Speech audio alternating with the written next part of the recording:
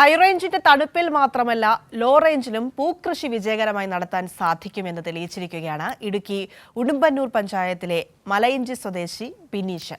ഉടുമ്പന്നൂർ ഗ്രാമപഞ്ചായത്തിന്റെ പുഷ്പഗ്രാമം പദ്ധതിയുടെ സാമ്പത്തിക സഹായത്തോടു കൂടി നടത്തിയ ബന്ദിപ്പൂ കൃഷിയാണ് വൻ വിജയം നേടിയിരിക്കുന്നത്.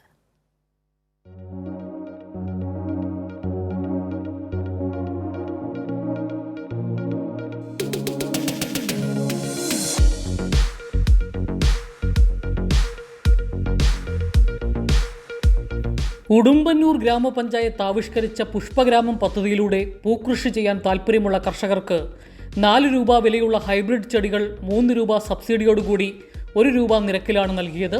കൃഷിയുടെ കൂലിച്ചെലവിനത്തിൽ ഹെക്ടറിന് 16,000 രൂപ വീതം സാമ്പത്തിക സഹായവും നൽകി. ചില സമയങ്ങളിൽ പൂക്കൾക്ക് വിപണി കണ്ടെത്താനുള്ള ബുദ്ധിമുട്ടടക്കം കൃഷിവകുപ്പ് ഉദ്യോഗസ്ഥർ വിശദീകരിച്ചു കൊടുത്തതിനു ശേഷവും ലോ റേഞ്ചിൽ അത്ര പരിചിതമല്ലാത്ത പൂക്കൃഷിയിലേക്ക് കുറേയേറെ കർഷകർ മുമ്പോട്ട് വന്നു. പൂക്കൾ വിരിഞ്ഞു നിൽക്കുന്നത് പോലെ മനസ്സിലും സന്തോഷം വിരിയുകയാണ് എന്ന് കർഷകനായ മലയിഞ്ചി സ്വദേശി മൂലംപുഴയിൽ ബിനീഷ് പറഞ്ഞു. പണ്ട് തൊട്ടേ എനിക്ക് പൂക്കൾ ഭയങ്കര ഇഷ്ടമായിരുന്നു. അപ്പോൾ നമ്മുടെ നാട്ടിൽ ബന്ദിപ്പൂ ഉണ്ടാകുമോ എന്നൊരു സംശയം എല്ലാവരും പറയുന്നുണ്ടായിരുന്നു. ചൂട് കൂടുതലാണ്, കാലാവസ്ഥ മോശമാണ് എന്നൊക്കെ. അപ്പോൾ ഒരു പരീക്ഷണാർത്ഥം ചെയ്തു നോക്കിയതാണ്. ഏതായാലും തമിഴ്നാട്ടിലേക്കാളും ലാഭകരമായി നമ്മുടെ നാട്ടിലും സുലഭമായി ഉണ്ടാകുമെന്ന് എനിക്കിതിലൂടെ തെളിയിക്കാൻ പറ്റി. ഏതായാലും ഞാൻ ഇതിനകത്ത് ഭയങ്കര സന്തോഷവാനാണ്. ഹൈ റേഞ്ചിലോ തമിഴ്നാട് അതിർത്തി പ്രദേശങ്ങളിലോ മാത്രം കണ്ടിരുന്ന കാഴ്ച സ്വന്തം നാട്ടിലും കണ്ണിന് കുളിർമയേകിയെത്തിയപ്പോൾ ഏറെ സന്തോഷത്തിലാണ് നാട്ടുകാരും. ഞങ്ങളുടെ നാട്ടില് എന്താ വെച്ചാൽ ഞങ്ങൾ TV-യിൽ മാത്രമേ ഇങ്ങനത്തെ കുറെ ഇത് കാണാറുള്ളൂ.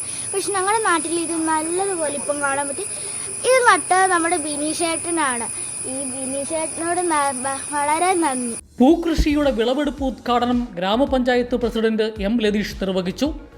സാമ്പത്തിക ലാഭത്തേക്കാൾ ഈ കൃഷി നൽകുന്ന മാനസിക സംതൃപ്തി പൂക്കൃഷി തുടരുന്നതിലേക്ക് നയിക്കും എന്നാണ് കർഷകരും പറയുന്നത്. കൈരളി ന്യൂസ്, ഇടുക്കി.